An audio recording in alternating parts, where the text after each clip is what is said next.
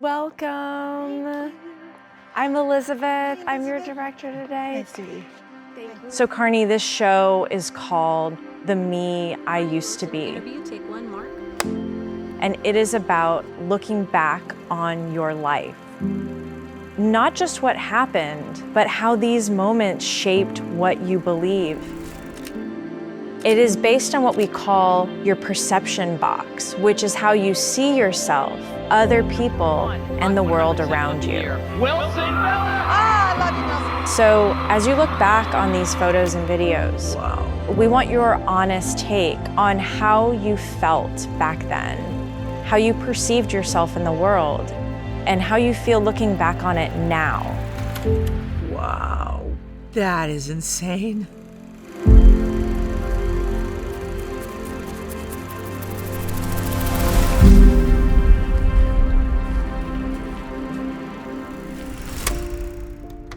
What's coming up for you? Woo! A lot, it seems like. Yeah, it's just like, I don't know, it's a lot to take in. That's a lot to take in.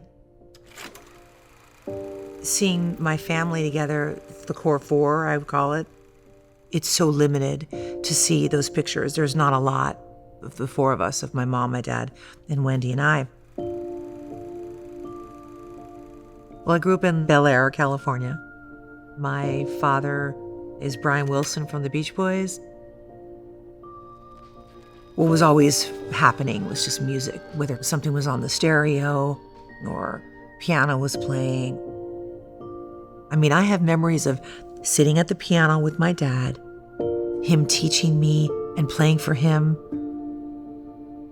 But it wasn't a typical household. I mean, there were some crazy things that happened. Everybody would come over the house all the time. It was singers, mostly musicians. Elton John would come over, play the piano. Paul McCartney came over with his kids, and Sean Cassidy came over. And we got a picture of it, and my cheeks are bright red. There he is. But we didn't know who was going to show up. It's like that rock and roll lifestyle.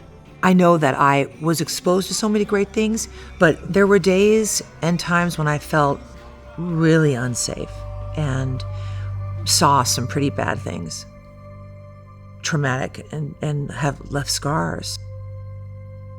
And I did not have a lot of things that I think would have helped me feel more safe, like dinners at the table, discussing our days and stuff like that. I didn't have that. Was there anything that did make you feel safe when you were young?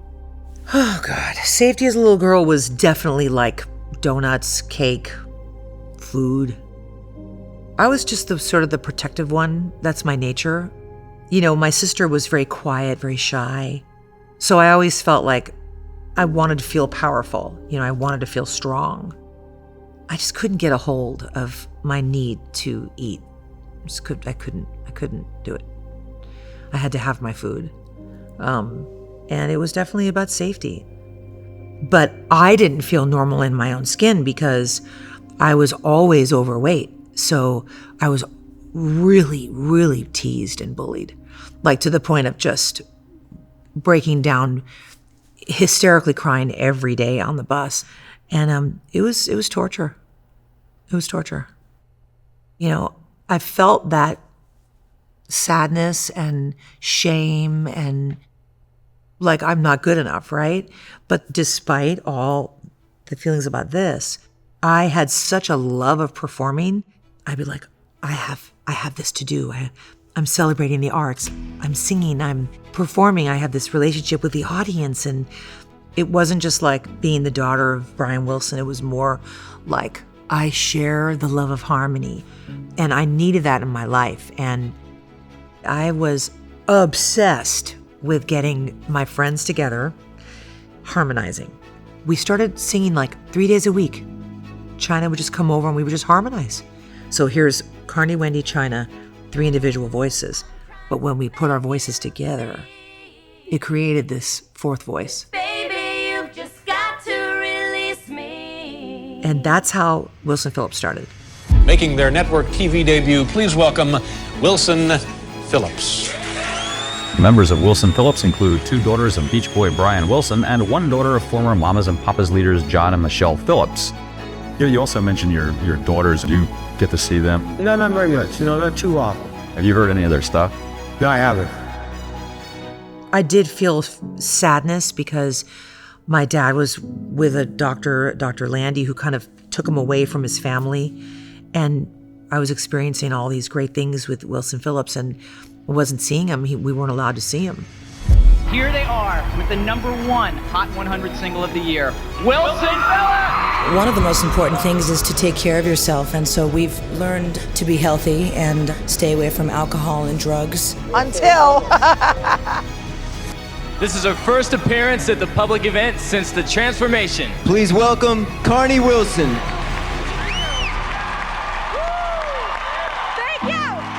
When I lost a bunch of weight, I had a gastric bypass surgery.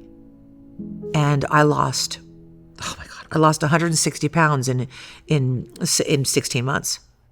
I was changing so rapidly that I didn't recognize myself when I looked in the mirror. And I did not feel comfortable. I guess I just felt vulnerable. I still really don't understand it. I think I wasn't used to being in a small shell of a body.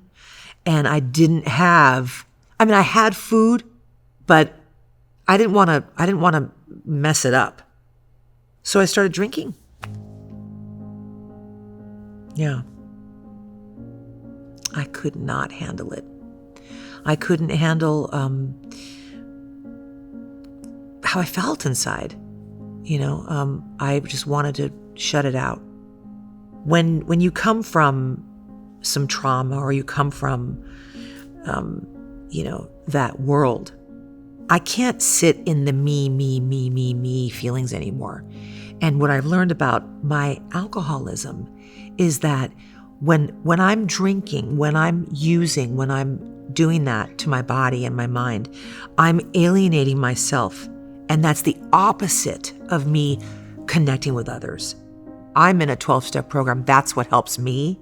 And it is anonymous, but there's no way I could keep my sobriety without that work. Thank God. So besides AA, what helps you attend to that terrifying feeling now? Because you don't do all the things that you used to do to numb and comfort. Yeah. So what helps you now? I found the love of baking, cooking. I love to bake and cook. And that helps me a lot. But also, I think music heals. I just believe music heals. And harmony for me brings serenity. It's that experience of singing to them and then seeing emotion in their faces. I take that in, and it's healing. I've been experiencing it with singing with my daughter. She'd be in the bathtub and we'd be singing. And I actually was teaching her harmony when she was just a little baby. Our family unit, that's a big thing with Rob and I and the kids. Having dinner together, talking, going through it, the ups and the downs, the challenges, I'm so grateful for that. And I'm also grateful that my dad got to experience my kids in the way that he was able to. It wasn't this interaction, it would never be enough, okay? It'll never be enough. But I'm so happy that we got to connect and that I got to sing to him until basically the day he died. When I was young, I think more of the narrative was I just want to feel okay and safe and good and inside my body. And now it is that I already have everything I need in my life to feel fulfilled. I don't need to keep searching. It's really interesting. When you were young, you craved these family dinners, and then you gave your family the family dinners. Tell me about that. It's weird because I have to admit there have been a few times when I've been sitting at the dinner table. I know this is going to sound weird to say, but why not? We're letting it out here today. I would sit at the table and I'd look around, I'd look at Lucy, look at Lola, look at Rob, and I would think to myself, oh my God, we're a family and we're here around this dinner table and we're a family and we love each other and we're here. And it's like, it's the most beautiful thing. And like, there's a part of me that doesn't really understand that can't connect to that. But it's like changing history. It's changing myself. It's allowing those feelings to be real and beautiful and not scary, not negative. I try to relate to it and take it in and be like, they deserve for all of us to be together. I deserve to feel this love. And I just think that we'll always have like that. I'll always think of the core four, which is me, my sister, my mom and my dad, and me and Rob and Lola and Lucy.